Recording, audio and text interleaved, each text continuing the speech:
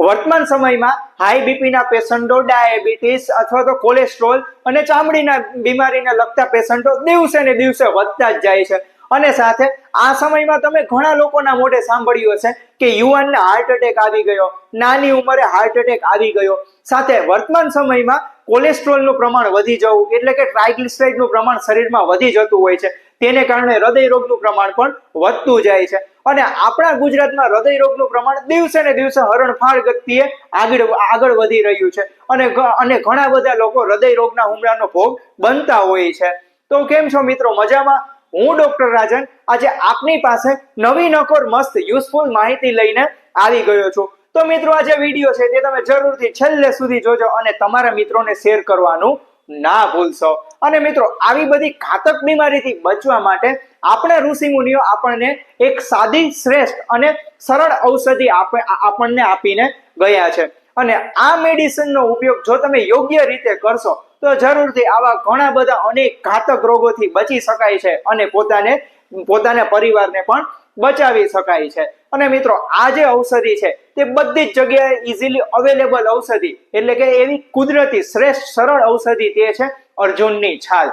તો આજે આપણે વાત કરીશું કે અર્જુનની છાલ કેવા દર્દીઓએ લેવી જોઈએ અને કેવા લોકોએ તેમનું સેવન કરવું જોઈએ કે જેનાથી આવી ઘણી બધી ઘાતક બીમારીઓથી પોતે અને પોતાના પરિવારને બચાવી શકાય છે. અર્જુનની છાલના કેટલા બધા કુદરતી ઔષધીય ફાયદા છે અને સાથે તે ગુણકારી પણ છે. ઔષધે ફાયદા અનેક. મિત્રો, વાત જરૂરથી એ કરીશ કે એક સર્વે પ્રમાણે ડાયાબિટીસ વાળા પેશન્ટ, બીપી વાળા પેશન્ટ, કોલેસ્ટ્રોલ વાળા પેશન્ટ, સાથે ચામડીની બીમારીની જે સમસ્યા ધરાવતા આવા કેટલા બધા પેશન્ટોને જે સર્વે કરવામાં આવ્યો અને તેવા જે સમસ્યા ધરાવતા પેશન્ટો માટે એક કુદરતી રામબાણ ઔષધ એટલે તે છે અર્જુનની છાલ. આજના સમયમાં ગુજરાતમાં દિવસે ને દિવસે હૃદય રોગનું પ્રમાણ વધી રહ્યું છે અને સાથે એમ પણ કહી શકાય કે ગુજરાતમાં હૃદય રોગનું પ્રમાણ એક પહેલા નંબરે આવી શકે છે તેમ પણ આપણે કહી શકીએ છીએ. અને જો તમારે હૃદય રોગ થાય, હૃદય રોગનો હુમલો આવે અને એ પછી આપણે અર્જુનની છાલનો ઉપયોગ કરવો, તેના કરતા આવી બધી ઘાતક બીમારીથી બચવા માટે એટલે કે તેને અટકાવવા માટે જ આપણે શરૂઆતથી જ અર્જુનની છાલનો ઉપયોગ કરીએ તો તેમાં કંઈ ખોટું નથી. અર્જુનની છાલમાં એન્ટીઓક્સિડન્ટ ભરપૂર માત્રામાં રહેલા હોય છે અને આજે પ્રચુર માત્રામાં એન્ટીઓક્સિડન્ટથી ભરપૂર અર્જુનની છાલ આપણા તમારા સુવાળા હૃદયની કાર્યક્ષમતા વધારવા માટે ખૂબ જ ગુણકારી છે. અને મિત્રો, આ એક અર્જુનની છાલનો મોટો જાદુ તો એ છે કે અર્જુનની છાલને કારણે તેમાં ભેદનનો ગુણ રહેલો છે. એટલે કે મિત્રો, તમારા હૃદયમાં જે નળી બ્લોકેજ થયેલી હોય એટલે કે મિત્રો તેમાં સામાન્ય રીતે કોલેસ્ટ્રોલ જમા થઈ ગયેલું હોય છે, તે કોલેસ્ટ્રોલને ઓછું કરવા માટે અર્જુનની છાલ ખૂબ જ ગુણકારી છે. અને વાત એ કરીશ કે આપણું હૃદય કે જે આપણે શરીરમાં, તમારા શરીરમાં 24 કલાક લોહીનું પરિભ્રમણ થતું હોય છે અને તેના માટે હૃદય 24 કલાક અવિરત કાર્ય કરતું રહે છે. પરંતુ જ્યારે આ કાર્યમાં જ્યારે ઇમ્બેલેન્સ ઊભું થાય એટલે કે મિત્રો જ્યારે અસંતુલન ઊભું થાય ત્યારે બ્લડ પ્રેશર નામની બીમારી ઊભી થતી હોય છે. એટલે કે મિત્રો હાઈ બીપી અથવા તો લો બીપી આવી સમસ્યા ઊભી થતી હોય છે. અને મિત્રો, આવા જે બ્લડ પ્રેશર વાળા જે દર્દીઓ છે તેવા લોકો માટે પણ અર્જુનની છાલ એક કુદરતી શ્રેષ્ઠ સરળ ઔષધ સમાન એક સાબિત થાય છે. અને વાત એ કરીશ કે આ સમયમાં, વર્તમાન સમયમાં તમે ઘણા લોકોના મોઢે સાંભળ્યું હશે કે શરીરમાં ગરમી વધી ગઈ છે, સાથે શરીરમાં ઉષ્ણતા વધતી જાય છે. એટલે કે મિત્રો, પિત્ત સંબંધી સમસ્યા, એસિડિટીની સમસ્યા, તેજા ગરમીની સમસ્યા, આવી ઘણી બધી તકલીફો વધતી જતી હોય છે.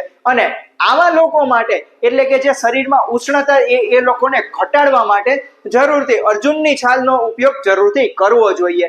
કેમ? કારણ કે જો આપને પિત્ત સંબંધી સમસ્યા રહેતી હોય એટલે કે એસિડિટી કે જે આપણે આ સમયમાં આપણે સાવ એક કોમન પ્રોબ્લેમ ગણવા લાગીએ છીએ, પરંતુ તેમને કોમન ના લેતા ગણીએ અને તેમાંથી તે અલ્સરેટિવ કોલાઇટિસમાં પરિણમે છે. એટલે કે મિત્રો, છેવટે તે આપણા આંતરડામાં અલ્સર પાડી દે છે અને ક્યારેક તો તેમાંથી આપણને ભયજનક ઘાતક બીમારી એટલે કે કેન્સર નામની બીમારીને પણ તે નોતરે છે. આવી બધી ઘાતક બીમારી જો તમારે બચવું હોય તો જરૂરથી આપણે અર્જુનની છાલનો ઉપયોગ જરૂરથી કરવો જ જોઈએ. અર્જુનની છાલ અને ચામડીની બીમારી. હા મિત્રો, કહેવાય છે ને કે ચામડીની બીમારી ઝડપથી થતી પણ નથી અને જો થાય છે તો એ ઝડપથી જતી પણ નથી. તો મિત્રો, જે ચામડીની બીમારી થાય છે કેમ, તો આપણા શરીરમાં રહેલા રક્તની દૂષિતતા એટલે કે જે લોહીનો બગાડ થાય તેના કારણે ચામડીનો વિકાર થાય છે, એટલે કે ચામડીને લગતા ઘણા બધા રોગો થાય છે. અને આપણા શરીરમાં કુદરતે એક એવી મસ્ત રચના કરી છે કે જે આપણા શરીરમાં જે જાણતા અજાણતા જે ગયેલા ટોક્સિન છે તેને ડિટોક્સ કરવા માટે છે. અને આ જે જાણતા અજાણતા જે ગયેલો કચરો છે તે આપણે મળ વાટે, પેશાબ વાટે અથવા તો પરસેવા વાટે આપણે બહાર નીકળી જતો હોય છે. અને વાત એ કરીશ કે જે પરસેવા વાટે જે બહાર કચરો નીકળે છે અને ઘણી વખતે તો ક્યારેક અમુક સમયે લોહીમાં થોડી થોડી અશુદ્ધિ રહી જતી હોય છે, તો એ જે અશુદ્ધિ છે તે લોહીમાં પડે છે અને છેવટે તે ચામડીની બીમારી ઉદ્ભવે છે, એટલે કે જે ચામડીનો વિકાર થાય છે. અને જો તમારે પણ આવી ચામડીની બીમારી, ઘણી બધી ચામડીની બીમારીથી બચવું હોય તો જરૂરથી દિવસમાં એક ટાઈમ અર્જુન છાલનો ઉપયોગ જરૂરથી કરવો જોઈએ અને તમે પણ ચામડીની બીમારીથી બચી શકો છો, કારણ કે તે અર્જુનની છાલ જે છે તે રક્તનું શુદ્ધિકરણ કરવામાં ખૂબ જ ગુણકારી અને ખૂબ જ સહાયક થાય છે. અત્યારે તમે અવારનવાર ઘણા લોકોના મોઢે સાંભળ્યું છે કે કોલેસ્ટ્રોલ વધી ગયું છે, તો હવે શું કરવું જોઈએ? જે લોકોના શરીરમાં ખરાબ કોલેસ્ટ્રોલનું પ્રમાણ વધી ગયેલું હોય, સાથે ટ્રાઇગ્લિસરાઇડનું પ્રમાણ વધી ગયેલું હોય અને સાથે આવી હૃદય રોગને લગતી ઘણી બધી સમસ્યાઓ રહેતી હોય, તો તેવા લોકો માટે એક અર્જુનની છાલ છે તે કુદરતી ઔષધ અને કુદરતી શ્રેષ્ઠ સરળ ઉપચાર સાબિત થાય છે. અને મિત્રો, જે અર્જુનની છાલ છે તે આપણા શરીરમાં રહેલું ખરાબ કોલેસ્ટ્રોલ ઘટાડવામાં ખૂબ જ સારું એવું સહાયક થાય છે. ટ્રાઇગ્લિસરાઇડ પણ ઘટાડવા માટે તે ખૂબ જ સહાયક થાય છે. અને જો તમે પણ કોલેસ્ટ્રોલ ઘટાડવા માંગતા હો અને એ પણ આ એક કુદરતી રીતે તમે કોલેસ્ટ્રોલ ઘટાડવા માંગતા હો તો જરૂરથી દિવસમાં એક ટાઈમ અર્જુનની છાલનું સેવન જરૂરથી કરવું જ જોઈએ.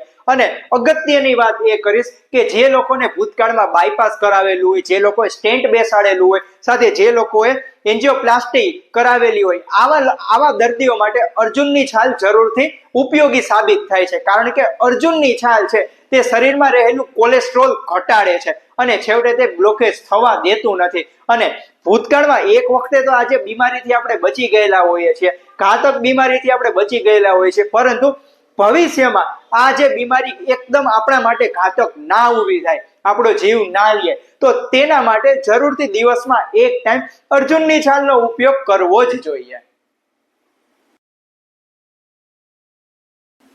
સૌથી પહેલો તો પ્રશ્ન એ થાય ને કે અર્જુન છાલનું સેવન કઈ રીતે કરવું જોઈએ?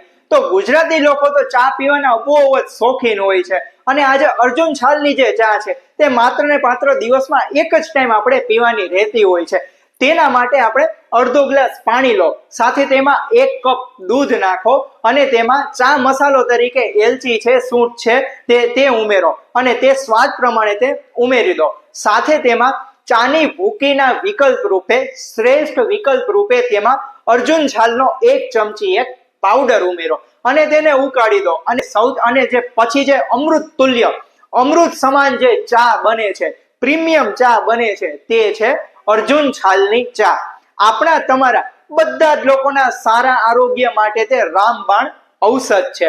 તો મિત્રો, વર્તમાન સમયમાં રક્તની ઉષ્ણતા વધી છે, ચામડીની બીમારી વધી છે, સાથે એસિડિટીની સમસ્યા વધી છે, સાથે બેડ કોલેસ્ટ્રોલનું પ્રમાણ વધી ગયું છે, ખરાબ કોલેસ્ટ્રોલ, ટ્રાઇગ્લિસરાઇડ, બીપીની સમસ્યા, હૃદય રોગની સમસ્યા, આવી ઘણી બધી સમસ્યાઓ વધતી જાય છે. તો આવા લોકો માટે અર્જુન છાલની જે ચા છે તે આવા લોકો માટે કુદરતી રામબાણ અમૃત તુલ્ય ચા સમાન છે. અને મિત્રો, વાત એ કરીશ કે આવા બધા રોગો થાય અને પછી આપણે અર્જુન છાલની આપણે ચાનું સેવન કરતા આવા રોગો ન થાય અને તેનાથી આવી ઘાતક સમસ્યાથી બચવા માટે આપણે પહેલેથી દિવસના એક ટાઈમ અર્જુન છાલની ચાનું સેવન જરૂરથી કરવું જોઈએ. તો આવો મિત્રો, તમે અને તમારા પરિવારને આજે અર્જુન છાલની ચાનું સેવન કરાવીએ અને લાંબા સમય સુધી લાંબુ અને સ્વસ્થ સારું આરોગ્ય આપીએ. તો ત્યાં સુધી રજા લઉં છું મિત્રો. ફરીથી મળીશું નવી માહિતી સાથે. ત્યાં સુધી સ્વસ્થ રહો, મસ્ત રહો, નિરોગી રહો. અને આ જે વિડીયો છે તે તમે જરૂરથી તમારા મિત્રોને શેર કરો અને આવી વધુ ને વધુ ગુજરાતીમાં હેલ્થ સંબંધિત માહિતી મેળવવા માટે આ વિડીયોને, આ ચેનલને સબસ્ક્રાઇબ કરવાનું ના ભૂલશો. સૌનો આભાર.